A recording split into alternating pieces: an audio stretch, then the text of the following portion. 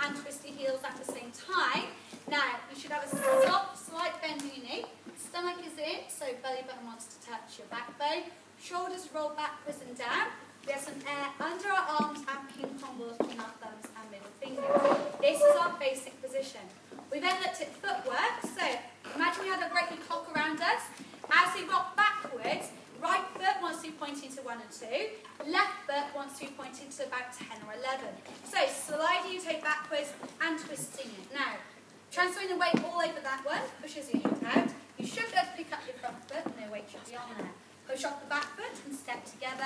Stepping back on the left-hand side, okay, foot twist around that 10 to 11, all the weight is back. You should be able to pick up your front foot and push together. We also did this stepping forwards, where we slid our toe forwards and rocked over the bed with our weight. We should be able to pick up our back foot, so our weight is all forwards, push off the front foot and together. Rocking forwards, okay, on the opposite foot, again at 10 to 11, the weight going over that leg pushes the hip out. Weight should be forward, so you should be able to pick up the back foot, push off and together. Now all together, we're going to rock back and together, rock forward and together. Now as much as you can, your feet want to be in line with each other. Okay. Next part we did was onto the arms. Now we did single arm going up, went up to the side of our body. When it got to a curve in our waist, rotated the hand, pushing it straight up past our face. When we got to the top, we put the egg onto the shell. So that's our ping pong ball with our thumb and middle finger. We took the egg off the shell, twisted the apple off the tree, and pulled the hand straight down. Other hand, the hand went up, onto the shelf, and we took it off, twisting the apple and down. We took the hands out, so again, sliding the hands out. Now, when it got to the armpit, push your palm outwards. Push away from you and into your styling with your arm. Again, bring that in and sliding it down. We did the combination with 2 arms. So, I'm going to take this hand up and this hand out. Taking it up and out. Ace onto the shelf at the same time. Ace off the shelf, roll the hands and slide them down. With your footwork, it doesn't matter what combination of arms and feet you do. So, we're going to go back and meet on beat number 2. So, 1 and 2, push off 3 and 4. Other combination we did was 1 and 2. We took it around the head, 3 and 4. Okay, now round the head, we went from the front and we went from the back.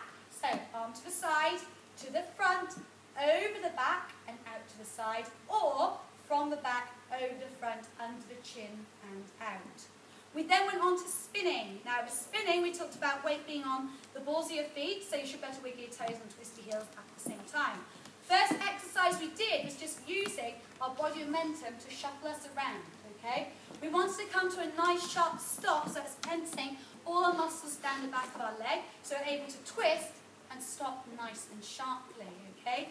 The next bit we looked at was preparation, okay? So using our arms, rocking back, and I'm only going to do a half turn, rocking back, using the back legs to get a nice sharp stop, and then rocking back on whichever direction you turn. We looked at spotting, so it shows something around about eye height. We turned our body around as much as we could, keeping our eyes on that. Our head's the last thing to leave, and the first thing to arrive, going all the way back around again. Now, if you need to do multiple spins, padding on the surface, okay, and then pushing off. So I was prepping, I could spin once, I could look, push off, spin a second time, look, and then rocking back on my outside foot. So that's if you're multiple spinning. We then went on to walks. Okay, so first walk was our slow and slinky walk. Now, we always want contact with the ground. So, like we did with our rocking forward earlier, with our feet turning outwards, we're rocking forwards, twisting the toe, transferring the weight. That freed up our back foot. Slide it forwards, past the heel, past the toe. Small C shape on the floor. You're sliding and pushing, sliding and pushing. Now, sideways on, okay, you want to lead more with your chest, okay? So, slide and push. Slide and push, slide and push. Now we've added some styling to that. You could have used any of your options by taking it up to the side and out over the head and so forth. We did the attitude walk. Okay, this is where we used the Beyonce music, where we were strutting forwards. Now my strut, I was lifting my legs slightly. Now my toes, okay, to make it look slinkier, I point my toes down. I cross my feet when I do my walk. So I'll be walking 1, 2, 3. Now we did the attitude poses. We could do points, we could do shoulders, we could do head flips. Attitude 1, 2, 3, hop, and things like that, okay? We then went on to hips. weight transfer from left to right, okay? I then talked about pelvic tilt, so pelvic tilt forward and backwards.